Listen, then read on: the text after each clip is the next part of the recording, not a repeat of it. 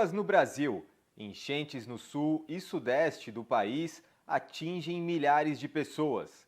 Brasil fica em terceiro lugar entre os países do G20 em fluxo de investimentos estrangeiros.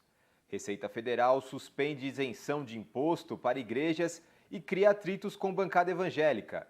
Garimpo ilegal volta a ganhar terreno nas terras Yanomami e governo apreende armas. O governo federal fará pé de meia para alunos que completarem o ensino médio. Operação Lesa Pátria faz busca e apreensão em endereços ligados ao líder da oposição, o deputado federal Carlos Jordi.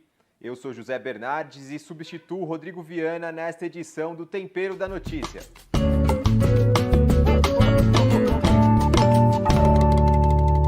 O Brasil continua sofrendo com as fortes chuvas. Neste período do ano é comum que o volume das águas seja maior, até porque as temperaturas também estão mais altas, mas os seguidos recordes de calor aumentaram o volume das chuvas e regiões como o sul e o sudeste do país foram extremamente castigadas. No Rio de Janeiro, cidades da Baixada Fluminense e da Zona Norte foram atingidas por mais de 200 milímetros de chuva. A água fez transbordar 5 rios da região, entre eles o Capivari, o Rio Botas e o Rio dos Macacos. Apesar do volume das chuvas, os rios estavam completamente obstruídos por lixo e pela falta de zeladoria por parte do poder público do Rio de Janeiro. 12 pessoas morreram e mais de 9 mil ficaram desalojadas. Há agora obras do governo do estado na região que colocou todo o seu maquinário para desobstruir os rios. Mas há estudos, previsões de chuvas, períodos mais chuvosos que outros e nada acontece ano após ano. A ministra da Igualdade Racial, Aniele Franco, que é do Rio de Janeiro, chegou inclusive a citar a questão do racismo ambiental para designar o que acontece agora no estado, já que os mais afetados pelas tragédias ambientais são, em geral, negros que vivem nas periferias das cidades. Vamos ouvir um trecho da fala da ministra. Quando a gente olha os bairros e municípios que foram mais atingidos, como Acari, São João de Meriti, Anchieta, Albuquerque, Nova Iguaçu, a gente vê algo que eles todos têm em comum, que são áreas mais vulneráveis. Qual é a cor da maioria das pessoas que vivem nesses lugares? Que, mais uma vez, estão ali perdendo suas casas, seus comércios, seus empregos, seus sonhos, sua esperança e sua vida como um todo. Lutas e lutas sendo perdidas. Qual é a cor da maioria das pessoas que moram nos bairros e periferias, que não tem árvores, com um sistema de escoamento de chuva e saneamento precário, com moradia que não é digna? Bom, quando a gente para pensar sobre isso, a gente sabe que não é coincidência quando dizem que favelas e periferias são 15 vezes mais atingidas que outros bairros. Não é natural que em alguns municípios, bairros, periferias e favelas sofram com consequências mais graves da chuva do que outros. Bom, isso acontece porque uma parte da cidade do estado não tem a mesma condição de moradia, de saneamento, de estrutura urbana do que a outra. Também não é natural que esses lugares tenham ali a maioria da sua população negra. Isso faz parte do que a gente chama e define de racismo ambiental e os seus efeitos nas grandes cidades. No Rio Grande do Sul, uma pessoa morreu e outras 12 pessoas ficaram feridas após uma tempestade nessa semana. Além das enchentes, os ventos fortes deixaram mais de 1 milhão de pessoas sem energia. O Rio Grande do Sul já tinha sido duramente atingido por enchentes no final do ano passado. 69 pessoas morreram no Vale do Taquari e no litoral norte do estado. O Brasil recebeu o terceiro maior volume de investimentos estrangeiros entre os países do G20 em 2023. Os dados são da ONU, a Organização das Nações Unidas. O Brasil ficou à frente de países como França e Alemanha. O valor recebido, que soma 67 bilhões de dólares, é 22% inferior ao que entrou no país em 2022. Mas a queda nos investimentos foi geral. Os Estados Unidos e a China, que foram os dois países à frente do Brasil no ranking, também tiveram queda de investimentos, de 3% e 6% respectivamente. Segundo a ONU, os fluxos de investimento estrangeiro foram 18% menores no período. Algumas economias europeias, no entanto, registraram um fluxo positivo e por isso influenciaram nesse resultado melhor do que esperado. A alta dos juros e a incerteza econômica em diversos países foram os grandes vilões da baixa dos investimentos. O Brasil, por exemplo, mantém uma das maiores taxas reais de juros do mundo, apesar das seguidas quedas promovidas recentemente pelo Banco Central. A Receita Federal derrubou um ato do governo de Jair Bolsonaro e retirou a isenção de impostos a pastores e igrejas. A medida, que teve um caráter eleitoreiro em uma das tantas medidas do Bolsonaro para tentar garantir sua reeleição em 2022, foi tomada na reta final do seu mandato, já em julho. Com isso, os salários pagos pelas igrejas aos pastores voltam a ser tributados, por serem considerados uma remuneração direta. O ato do Bolsonaro considerava remuneração direta apenas os casos de religiosos que ministravam aulas. Quem expediu a suspensão foi o secretário da Receita Federal, Robinson Barreirinhas, alegando que o ato não foi aprovado pela Subsecretaria de Tributação. Segundo o órgão fiscal, a suspensão foi determinada a partir de uma proposta do Ministério Público Federal ao Tribunal de Contas da União, o TCU. O TCU deve julgar essa suspensão em seu plenário, mas o mal-estar já foi instalado. A bancada evangélica no Congresso se posicionou até de maneira agressiva contra o governo Lula. O responsável por acalmar os ânimos foi o ministro da Fazenda, Fernando Haddad, que se reuniu com o presidente da Frente Parlamentar Evangélica, o senador Carlos Viana, do Podemos de Minas Gerais.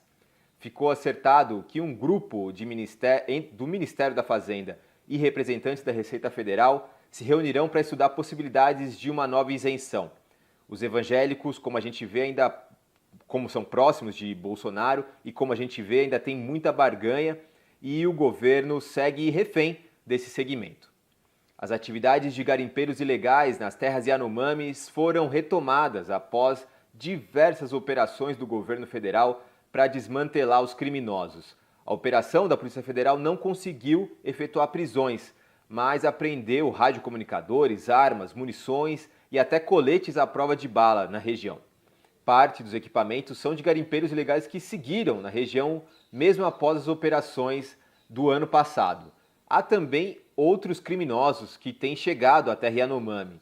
Então esse deverá ser um esforço contínuo do governo federal. A região não é de fácil acesso e o monitoramento do governo não parece ter surtido grande efeito. O presidente Lula fez uma reunião ministerial para debater o tema com ministros. Na conversa, garantiu que a invasão do garimpo ilegal será tema de Estado. Vamos ouvir um trecho da fala do presidente. A gente vai decidir tratar a questão de Roraima e a questão indígena e a questão dos Yanomamis como uma questão de Estado. Ou seja, nós vamos ter que fazer um esforço ainda maior, utilizar todo o poder que a máquina pública pode ter, porque não é possível que a gente possa perder uma guerra para garimpo ilegal, que a gente possa perder uma guerra para madeireira ilegal, que a gente possa perder uma guerra para pessoas que estão fazendo coisas contra o que a lei determina. O governo federal vai disponibilizar uma bolsa para estudantes do ensino médio para evitar a evasão escolar. O Ministério da Educação estima que mais de 8% dos alunos deixam a escola ainda no primeiro ano do ensino médio. Com a bolsa, o governo espera beneficiar 2,5 milhões de jovens. Há ainda divergências sobre os valores, mas haverá um saque mensal disponibilizado aos estudantes e outro que só pode ser acessado ao final da formação escolar. Quem reprovar pode sim perder o benefício. Sobre o tema do ensino médio, o governo vive um grande impasse. Uma proposta de reformulação do ensino médio foi aprovada ainda durante o governo de Michel Temer, em 2017. O governo Lula editou uma nova resolução, mas ela apresenta os mesmos problemas daquele texto.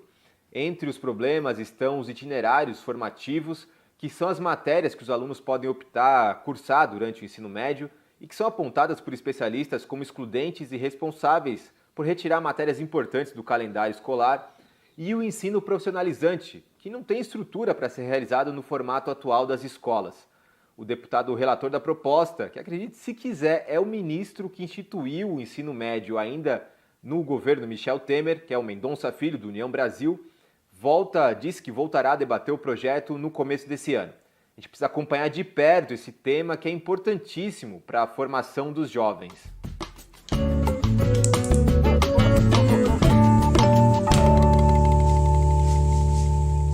Quem vai para a panela de pressão dessa semana é o deputado federal Carlos Jordi, do PL do Rio de Janeiro. O deputado é o primeiro parlamentar investigado com esse nível de minúcia na Operação Lesa Pátria, que busca os responsáveis pelos atos golpistas de 8 de janeiro. Jordi, que é uma das principais lideranças da oposição na Câmara dos Deputados, teria mantido contato com as lideranças dos atos golpistas, alguns deles instalados na frente de quartéis do Exército. Segundo informações do inquérito do ministro Alexandre de Moraes, que autorizou a operação de busca e apreensão em endereços do parlamentar no Rio de Janeiro e também em Brasília, Jordi inclusive orientou golpistas sobre como atuar durante os atos antidemocráticos.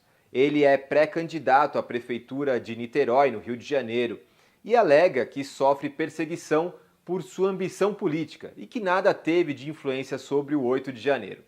Haviam muitas críticas à Operação Lesa Pátria por conta do escopo até então restrito de suas ações.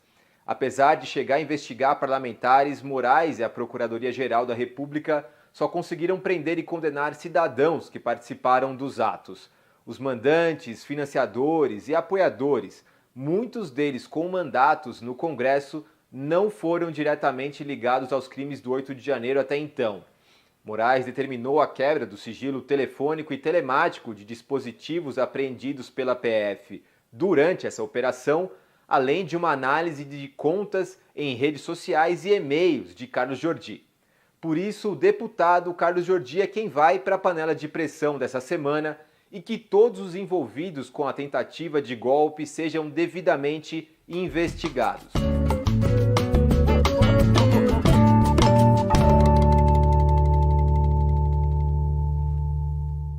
E o nosso cafezinho da semana vai para o MST, que completa 40 anos de existência neste mês de janeiro. O Movimento dos Trabalhadores Rurais Sem Terra foi fundado em 84, durante um congresso de trabalhadores rurais em Cascavel, no interior do estado do Paraná. Já em 1985 aconteceu a primeira ocupação, um ano depois, na luta por reforma agrária. O local escolhido e que se tornou emblemático para o movimento foi a Fazenda Anone, no município de Sarandi, no Rio Grande do Sul. Mais de 7.000 famílias ocuparam a área que em 93 se tornou um assentamento. Desde então, mais de 400.000 famílias foram assentadas pela luta organizada do movimento Sem Terra em todo o Brasil. Nos últimos 4 anos, o MST fez um movimento de recuo na tática de ocupações de terras improdutivas por conta da repressão do governo Bolsonaro. A tática foi fortalecer o movimento nos centros urbanos e associar suas ações à produção de alimentos orgânicos. Durante a pandemia, foram doados mais de 8.000 toneladas de alimentos.